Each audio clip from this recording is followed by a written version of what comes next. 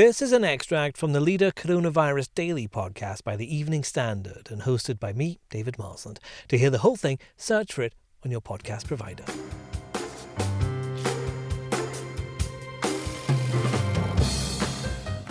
The West End will take on a European feel this summer as a radical plan aims to rescue Soho's pubs, cafes and restaurants.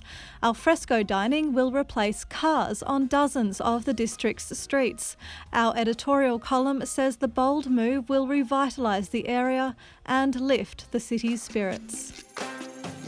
The plan to give the West End a continental-style makeover by relaxing licensing rules is an uplifting idea that should help to revive both spending and Londoners' spirits over the summer.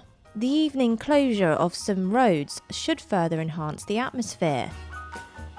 It's vital to support the hospitality industry at such a critical time, and it's hoped these changes form a template for longer-term change. That's particularly so in central London, where vitality, entertainment and enjoyment are a critical part of what makes this one of the world's greatest cities. So raise a glass and look forward to some hopefully sunny outdoor dining and drinking.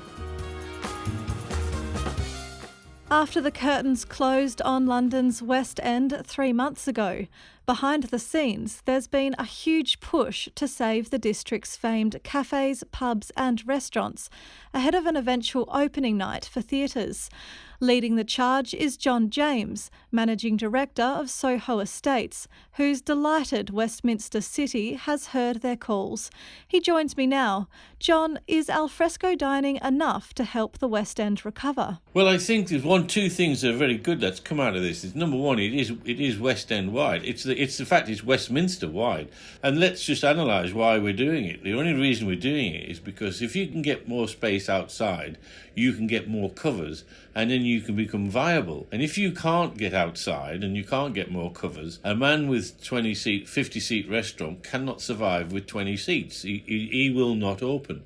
And the longer he does not open, the harder it will be to come back to business. This is something we're trying to do for a very temporary period of time while the sun shines. If the sun shines as well, by the way. If it's very wet, it'll all be a bit of a damp squib. But the idea being, you're outside to conform with the current rules of social distancing, to allow yourself to have a viable chance of survival when hospitality can return. Where do we go from here? What do you hope the next steps will be? Financially, my task is to make sure that our tenants, my task is to get them through to Christmas, right?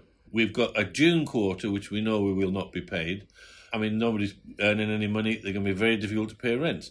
So we postpone our rent, or we forgo our rent, or we discuss our rent, which we've done with every tenant. And if I can make sure that the most vulnerable are supported and we get them through to December, then they will have a chance of survival. And the consequences of failure is that when businesses fail, they're not replaced instantly. You know, there's a lag. We'll see lots of boarded up shops for 18 months to 2 years, because that's how long it'll take before people refinance. And don't forget, what that means is the people who've gone, their life interest has gone with it. The things they've striven for, their family, their dependents, their staff, gone. All of it's gone. And those are the unemployment figures that will be staring us in the face shortly.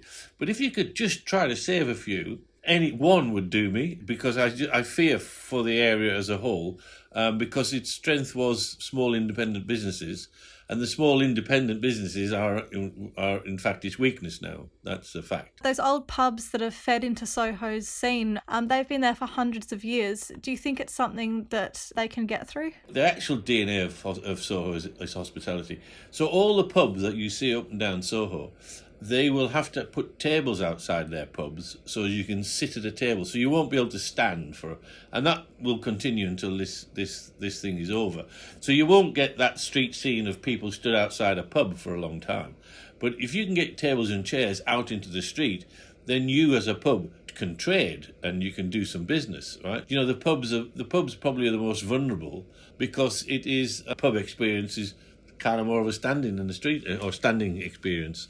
So they're going to be quite vulnerable to this, I think. Search for the Leader Coronavirus Daily on any podcast provider to hear more from the podcast.